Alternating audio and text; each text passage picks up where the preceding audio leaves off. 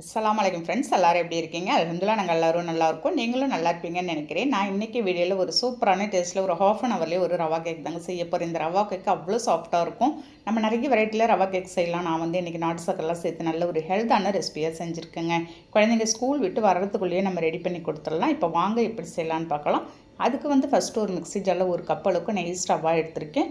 ஒரு கப்பு ரவைக்கு நீங்கள் வந்து அரை கப் அளவுக்கு நம்ம வந்து நாட்டு சக்கரை சேர்த்து ஃப்ளேவருக்காக நம்ம வந்து ஒரு 2 ஏலக்காய் சேர்த்துக்கலாம். அதோட சேர்த்துட்டு நல்ல ஒரு நெய்ஸ் பவுடரை நீங்கள் வந்து அரைச்சி எடுத்துகிட்டு வந்துடுங்க. பாருங்கள், நம்ம கையால் எடுத்து பார்த்தாலே தெரியும் உங்களுக்கு நைஸாக அரைஞ்சிருக்கிறது. நம்ம இந்த மாதிரி அரைச்சிட்டு செய்யும்போது உங்களுக்கு கேக் வந்து நல்லா சாஃப்டாக இருக்குங்க. இது அப்படியே ஒரு பக்கம் இருக்கட்டும். இப்போ ஒரு மிக்சிங் பவுலில் ஒரு அரை கப்பு அளவுக்கு புளிக்காத ஃப்ரெஷ்ஷான தயிராக நான் வந்து சேர்த்துருக்கேன். ரொம்ப புளிக்கக்கூடாதுங்க தயிர். அதையும் சேர்த்துட்டு ஒரு 3 ஸ்பூன் அளவுக்கு எந்த ஒரு ஃப்ளேவரும் இல்லாத ரீஃபைண்ட் ஆயில் சேர்த்துருக்கேன். ஒரு 1/4 ஸ்பூன் சமையல் சோடா, 1/4 ஸ்பூன் தூளுப்பு, 1 ஸ்பூன் அளவுக்கு நம்ம வந்து ஒயிட் சுகர் சேர்த்துருக்கோம். சேர்த்துட்டு எல்லாத்தையும் ஒரு விஸ்க் வச்சு நல்லா ஒரு நிமிஷம் இல்லாட்டி 2 நிமிஷம் பீட் பண்ணி விட்டுருங்க. நம்ம எந்த அளவுக்கு பீட் பண்ணுறோமோ அந்த அளவுக்கு நமக்கு வந்து சாஃப்டாக வரும் கேக்கு. இப்போ வந்து நம்ம அரைச்சி வச்சுருந்த அந்த ரவை எடுத்து அதோடு சேர்த்துடலாம். சேர்த்துட்டு நல்லா திரும்ப ஒரு மிக்ஸ் கொடுங்க. ஒரு திக்கான கன்சிஸ்டன்சிக்கு தான் இருக்கும். ஏன்னா நம்ம இதில் வந்து தயிர் மட்டும்தான் ஒரு தண்ணிக்கு நம்ம வந்து போட்டிருக்கோங்க. இது பத்தாது. இப்போ அதனால் நான் வந்து ஃப்ரெஷ்ஷான பசும்பால் காய்ச்சி ஆற வச்சு எடுத்து வச்சுருந்ததை ஒரு 1/4 கப் அளவுக்கு எடுத்து வச்சுருக்கேன். அதே கப்பாலேயே நான் சொல்கிற மெஷர்மெண்ட்டில் ஒரே கப்பாலே நீங்கள் நான் கப்பால் அளந்துருக்கேன். உங்கள் வீட்டில் எந்த கப்பு இருந்தாலும் நீங்கள் வந்து அளந்துக்கலாம்.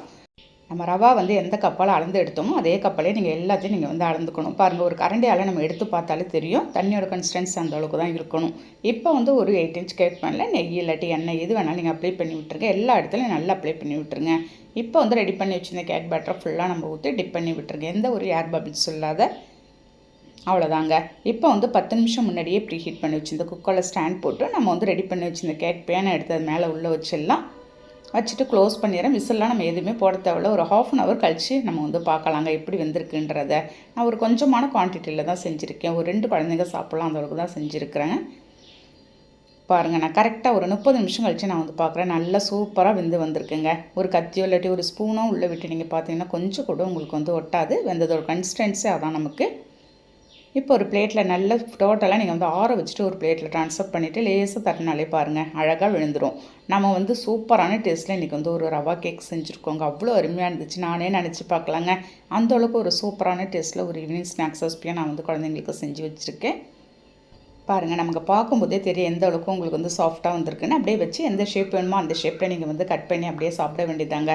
ஒரு டீ டைமுக்கு கூட நீங்கள் வந்து இந்த ஸ்நாக்ஸ் ரெடி பண்ணி சாப்பிட்டு பார்க்கலாம். இல்லாட்டி குழந்தைங்களுக்கு ஒரு ஸ்நாக்ஸாக கூட பாக்ஸில் வச்சு கொடுத்து அனுப்பிச்சி விடலாம். பாருங்கள், கையில் எடுத்து லேசாக அப்படியே நம்ம வந்து ப்ரெஸ் பண்ணும்போது எந்த அளவுக்கு உங்களுக்கு சாஃப்டாக பண்ண மாதிரி இருக்குது பார்த்தீங்களா? அவ்வளோ நல்ல அருமையான டேஸ்ட்டில் இருந்துச்சுங்க. கண்டிப்பாக இந்த ரவா கேக் ஒரு கப்பு ரவா இருந்தால் போதும் நம்ம இந்த ரெசிபியை ரெடி பண்ணிடலாங்க. நீங்களும் கண்டிப்பாக இன்றைக்கி கூட ட்ரை பண்ணி பாருங்கள். குழந்தைங்களுக்கு எல்லாருக்கும் பிடிக்கும். நம்மளும் எடுத்து சாப்பிட்லாம்.